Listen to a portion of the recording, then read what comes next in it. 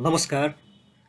आज पनि हामी management accounting for decision making unit 6 MBS third सेमको युनिट 6 को 2016 मा 2016 मा मेकअपमा चाहिँ सोधिएको एउटा क्वेसन हेर्दैछौँ। यो चाहिँ एउटा स्पेशल अफरवाला क्वेसन हो र क्वेसनमा चाहिँ भनेको छ कि Korean Delta perfume manufacturing company has been producing and selling perfume in low brand name भनेको छ। There is women's perfume, men's perfume. The company has normal capacity 20,000 DMH भनेको छ। डाइरेक्ट मेसिन आवरमा दिएको छ 20,000 DMH. The company has provided it is pertinent information are as under भनेको छ है। र हामीलाई चाहिँ एउटा इन्कम स्टेटमेन्ट चाहिँ दिएको छ 2016 को। यो इन्कम स्टेटमेन्ट हेरेर चाहिँ हामीले डिफरेन्शियल इन्कम स्टेटमेन्ट बनाउनु पर्ने हुन्छ र फर्दर इन्फर्मेसनमा चाहिँ के दिएको छ भने भ्याटपर्टिनी supermarket offers to Delta Korean Delta perfume manufacturing company to supply 20,000 women's perfume and at the rate 160 and 40,000 men's perfume at the rate 130 भनेको छ 130 भनेको छ। डेल्टा कम्पनीले चाहिँ पहिले चाहिँ 18,000 DMH यो 18,000 DMH चाहिँ प्रोड्युस गरेर चाहिँ उसले चाहिँ बेचिरहेको थियो एक्जिस्टिङ मार्केटमा। तर अब भारपटेनी सुपर मार्केटले पनि अफर गर्यो उसलाई, मलाई यतिमा यति सामान बेच भनेर चाहिँ अफर गर्यो हैन। अफर गर्यो भने अब दुईटा कुरा हुन्छ यसमा चाहिँ, कि त आफ्नो क्यापेसिटी बढाउने म्याक्सिमम क्यापेसिटी बनाउने, कि त नयाँबाट अथवा एक्जिस्टिङ क्यापेसिटीमा चाहिँ कति छ त्यसबाट चाहिँ हामी सेक्रिफाइस गर्ने। र यहाँ चाहिँ अब आइडल क्यापेसिटी पनि छ। आइडल क्यापेसिटी छ 18,000 DMH मात्रै प्रोड्युस भइरहेछ, तर 20,000 DMH हामीलाई दिएको छ। हामीले 2,000 DMH चाहिँ हामीसँग क्यापेसिटी आइडल क्यापेसिटी छ र हामीले 2,000 आइडल क्यापेसिटीलाई चाहिँ युनिटमा कन्भर्ट गरेर चाहिँ हामीले बेच्नुपर्ने हुन्छ यहाँ, किनकि हामीलाई युनिटहरूमा सोधेको सबै हैन। पर्फ्युमहरू युनिटमा 20,000 वुमेन्स पर्फ्युम र 40,000 मेन्स पर्फ्युम हामीलाई अफर गरेको छ भाटपटिनी सुपर मार्केटले। Additional production and supplies should be only possible if the company should utilise idle capacity equally भनेको 2,000 जुन चाहिँ क्यापेसिटी छ 18,000 मा 20,000 नर्मल क्यापेसिटी हो र 18,000 प्रोडक्सन भइरहेको छ, प्रोडक्सन सेल्स भइरहेछ भने 2,000 आइडल क्यापेसिटी हो, त्यसलाई चाहिँ 1,000 दुईटामा इक्वली युटिलाइज गर्ने रे हैन।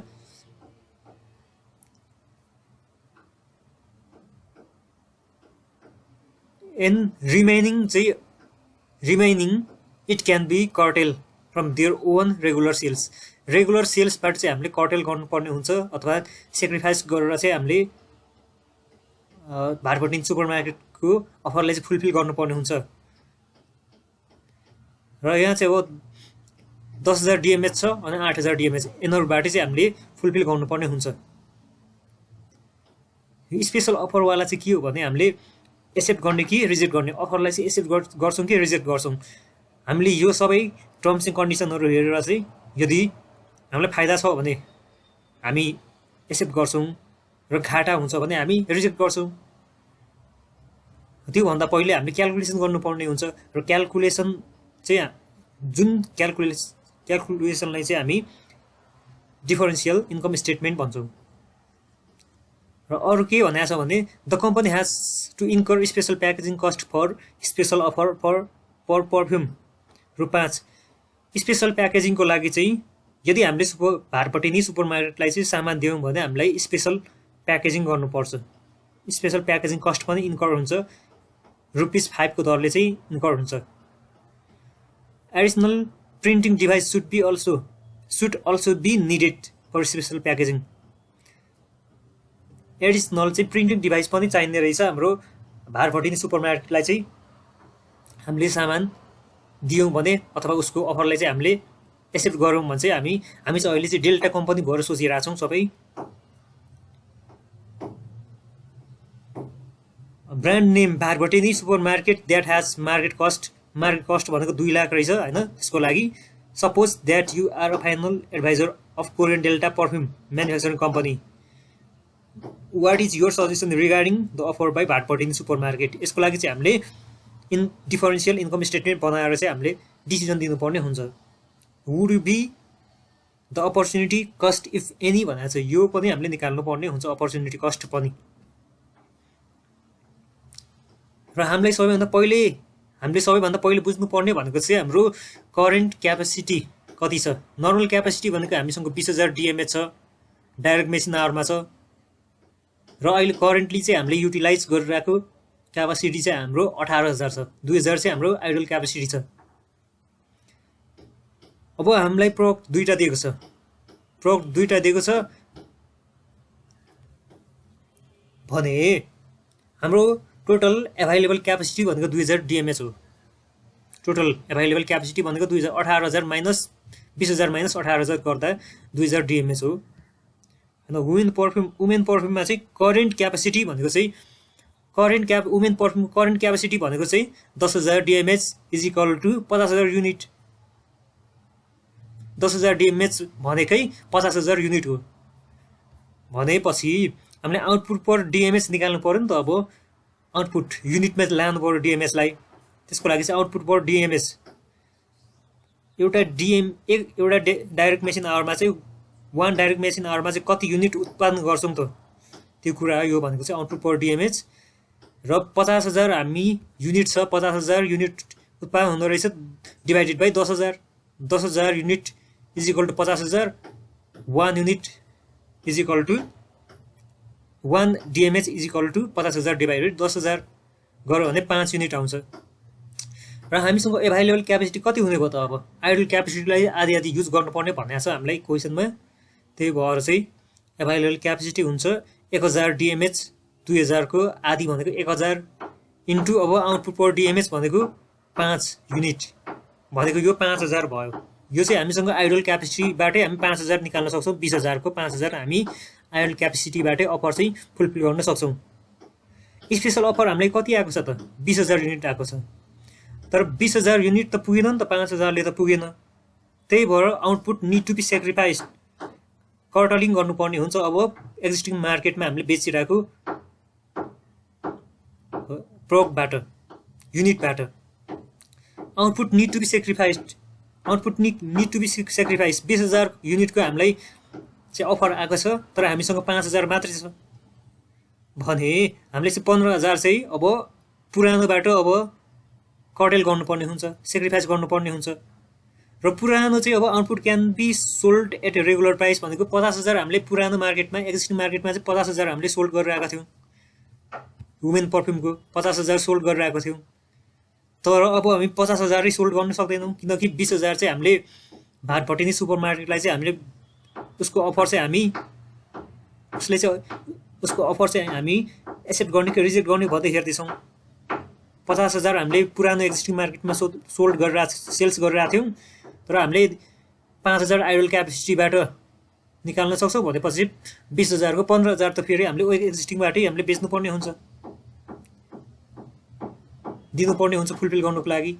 र 15,000 चाहिँ एक्जिस्टिङ मार्केट 50,000 सोल्ड गरिरहेको थियो, 15,000 घटायो भने 35,000 चाहिँ हामीले अब 35,000 मात्रै हामीले चाहिँ रेगुलर प्राइसबाट चाहिँ हामीले सेल्स गर्न पाउँछौँ। यसलाई चाहिँ यसरी हेरौँ। अब 20,000 चाहिँ हामीलाई 160 को दरले चाहिँ भारभटिनी सुपर मार्केटले चाहिँ हामी डेल्टा कम्पनीलाई चाहिँ अफर दिएको छ। 160 को दरले 20,000 युनिट। तर हामीसँग अब हामीले एक्जिस्टिङ मार्केटमा त अब हामीले कति मात्रै बेच्नु पायौँ त। हामीले 50,000 माइनस 15,000, 5,000 चाहिँ आइडल क्यापेसिटीबाट निकाल्न सकियो। आइडल क्यापेसिटी भनेको चाहिँ हामीले चाहिँ क्यापेसिटीलाई चाहिँ म्याक्सिमम रूपमा चाहिँ हामीले युटिलाइज गरिरहेको थिएनौँ। 2,000 आइडल क्यापेसिटी थियो, युजै भएको थिएन। 2,000लाई चाहिँ फेरि 1,000मा इक्वल्ली बाँड्ने भनेको छ दुइटैमा, वुमेन र मेन पर्फ्युममा। र आइडल क्यापेसिटी 5000 आयो, 20000 मा 20000 अफर आएको थियो, 20000 मा 5000 घटायो भने 15000 चाहिँ अब रेगुलर सेल्सबाट घटाउनु पर्ने हुन्छ। 35000 मात्रै हामीले चाहिँ एक्जिस्टिङ मार्केटमा बेच्न सक्छौँ। अब हामी 35000 र 200 भनेको यो भनेको चाहिँ अब sales divided by sales unit गर्दा आउँछ। Sales divided by sales unit 200 भनेको चाहिँ यो सेल्स डिभाइडेड बाई 50000, यो सेल्स रेभेन्यू डिभाइडेड बाई 50000 गर्यो भने चाहिँ हाम्रो 200 आउँछ। यो 200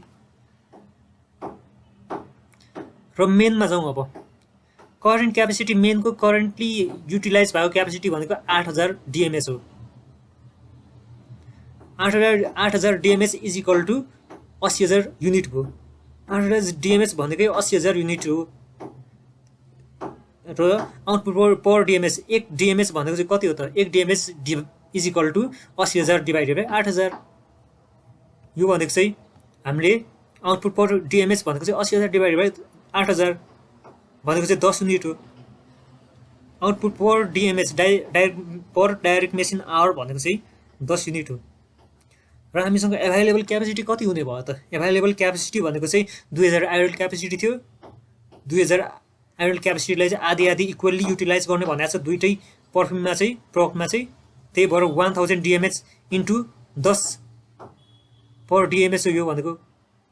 आउटपुट पर डिएमएच भनेको 1 डाइरेक्ट मेसिन आवरमा चाहिँ 10 युनिट उत्पादन हुन्छ भने अब 1000 डिएमएचमा चाहिँ कति युनिट उत्पादन हुन्छ? 1000 इन्टु 10 भनेको 10000 युनिट भयो। Output need to be sacrifice भनेको छ। अब हामीलाई स्पेसल अफर चाहिँ कति आएको थियो? स्पेसल अफर भनेको चाहिँ हामीलाई 40000 आएको छ। स्पेसल अफर भनेको चाहिँ हामीलाई 40000।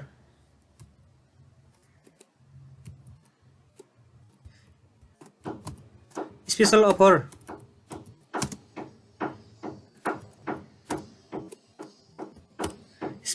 भनेको चाहिँ 40000।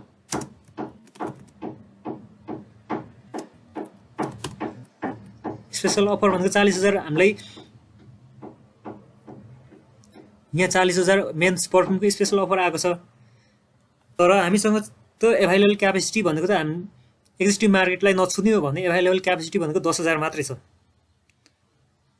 तर 40000 पुर्याउनु पर्यो। हाम्रो क्यापेसिटी भन्दा बाहिर हामी जान सक्दैनौँ।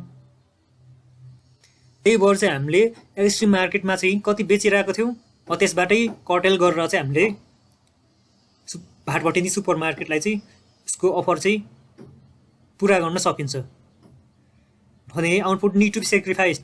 अब 40000 को हामीलाई स्पेसल अफर रिसिभ भएको छ 40000, तर हामीसँग आइडल क्यापेसिटी अथवा हामीसँग फुलफिल गर्ने क्यापेसिटी भनेको चाहिँ 10000 युनिट मात्रै छ भने चाहिँ 30000 चाहिँ हामीले पुरानो मार्केटबाट 30000 भनेको पुरानो मार्केटबाट यो 80000 हामीले जुन बेचिरहेको थियौँ त्यसबाट चाहिँ हामीले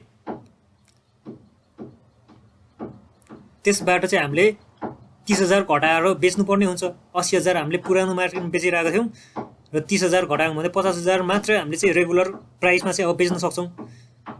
हामीले सबैभन्दा पहिले त अब यो स्पेसल अफर आएको जतिलाई सिधै दुईटालाई सिधै राखिदिने हो र यो 50000 भनेको चाहिँ अब हामीले एक्जिस्टिङ मार्केटमा 50000 मात्रै रेगुलर प्राइसमा चाहिँ हामीले बेच्न सक्छौँ। त्यही भएर 50000 इन्टु @ 150 त्यो भनेको चाहिँ अब सिधै sales divided by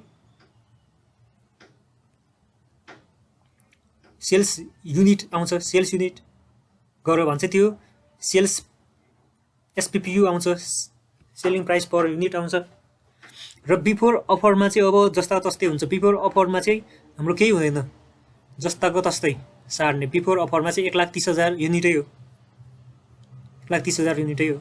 differential income स्टेटमेन्टमा भनेको बिफोर र आफ्टर चाहिँ हामीले कम्पेयर गरेर चाहिँ डिफरेन्स निकाल्नु पर्ने हुन्छ यसमा चाहिँ। र सेल्स युनिट भनेको 1,30,000 एक्जिस्टिङ मार्केटमा टोटल 1,30,000 थियो। यो र यो दुईटा वुमेन र मेन जोडेर चाहिँ 1,45,000 युनिट हुन्छ। डिफरेन्स भनेको चाहिँ 1,45,000 माइनस मेन र वुमेनको टोटल 1,45,000 माइनस बिफोर अफर भनेर चाहिँ हामीलाई 1,30,000 घटाइदियो भने 15,000 डिफरेन्स आउँछ। सेल्स रेभिन्यू भनेको चाहिँ हाम्रो सेल्स रेभिन्यू भनेको बिफोर अफरको त माथि नै हामीलाई दिएको छ, बिफोर अफरको माथि नै दिएको छ सेल्स रेभेन्यू